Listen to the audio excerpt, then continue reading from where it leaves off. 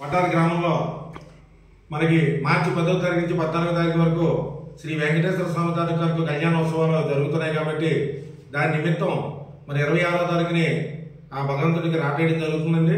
అలాగే 10 నుంచి 14 వరకు ఏకాశోత్సవాలు జరుగుతున్నాయండి.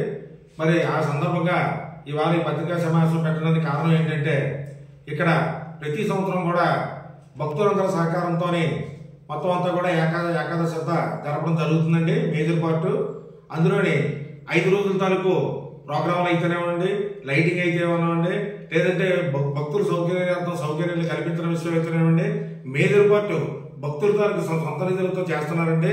అలాగే డిపార్ట్మెంట్ తరఫు నుంచి కూడా ఎండోమెంట్ నుంచి కూడా మరి ఆ సహకారం కూడా సరిగా ఉండట్లేదండి. దానికి తోడు మరి ఏకాదశి కూడా అత్యధికంగా మరి గవర్నమెంట్ వారు దాన్ని డబ్బు శాంక్షన్ చేస్తున్నా సరే ఆ సద్వినియోగం చేయకుండా దాన్ని దుర్వినియోగం చేస్తున్నారండి.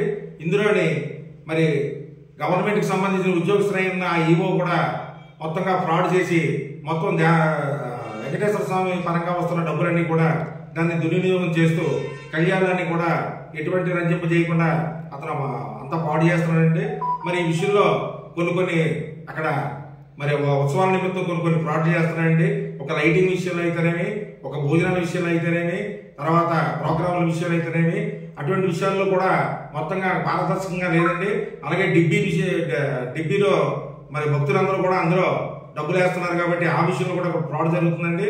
అలాగే టికెట్లు కూడా అమ్ముతున్న దాంట్లో అందులో డమ్మీ టికెట్లు కూడా ఎంటర్ చేసి ఆ డమ్మీ టికెట్లు కూడా అమ్మేసేమో అకౌంట్ పరంగా ఉన్న టికెట్లు ఏమో గవర్నమెంట్ వారు లెక్క చూపెడుతున్నారండి. ఆ డమ్మీ టికెట్ల తరపు డబ్బులంతా కూడా ఈ ఈవో మొత్తం ఆ ఉద్యోగస్తులందరూ కలిపి దాన్ని ఫ్రాడ్ చేస్తున్నారండి.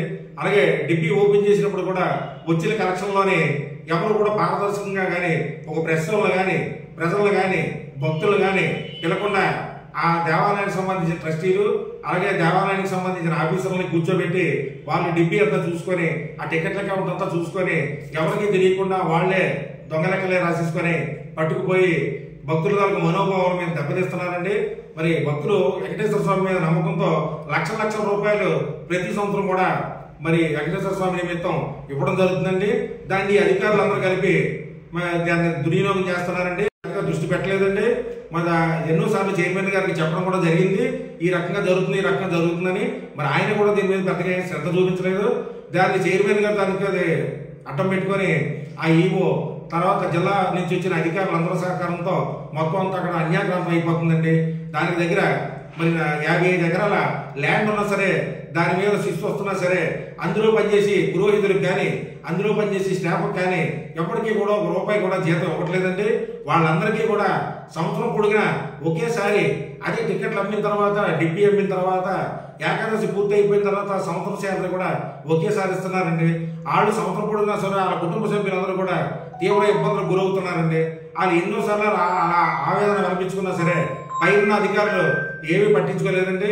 ఆ గుడి తాలూకుది ప్రస్తుతానికి గవర్నమెంట్ వారి అధీనంలో ఉన్న గుడి అయినా సరే ఆ గుడి ప్రైవేట్ గా ఉన్న భక్తుల ద్వారా కానీ లేదంటే అక్కడ ఉన్న ప్రజల ద్వారా కానీ ఆ దేవస్థానం నడుస్తుందే తప్ప దాని మీద ఆదాయంతో మటుకు ఆ దేవస్థానాన్ని నడిపించట్లేదండి.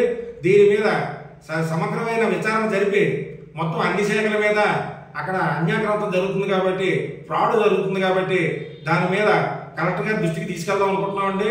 కలెక్టర్ గారు దీని మీద కూడా చర్యలు తీసుకొని మా ఉపమాన దేవస్థానాన్ని ఎలాగైతే డెవలప్ చేశారో ఆ స్థాయిలో కాకపోయినా సరే కనీసం ఇక్కడ ఉన్నప్పుడు కూడా ఆయా వెంకటేశ్వర స్వామి కాబట్టి వెంకటేశ్వర స్వామికి వచ్చిన ఆదాయాన్ని సద్వినియోగపరిచి అది దేవస్థానానికి ఆ గుడి డెవలప్మెంట్కి మన కలెక్టర్ గారు దీని మీద ప్రత్యేకమైన దృష్టి పెట్టి తర్వాత ఈ లంచగొండి వ్యవహారాన్ని ఈ అవినీతి కార్యక్రమాన్ని ఇక్కడతో అరికడతారని చెప్పేసి మేమందరం కూడా వడ్డాది గ్రామ ప్రాంతంలో చుట్టుపక్కల 40 గ్రామాలకు సంబంధించిన దేవాలయం కాబట్టి ఆ అందరూ కలిపి మనసులో ఉన్న మాట ప్రకారం వాళ్ళ తరపున మేమందరం కూడా అభ్యర్థిస్తున్నామండి. కలెక్టర్ గారు దీని మీద ప్రత్యేక శ్రద్ధ తీసుకొని మా గ్రామానికి మా గుడికి న్యాయం చేయాలని కోరుతున్నాం.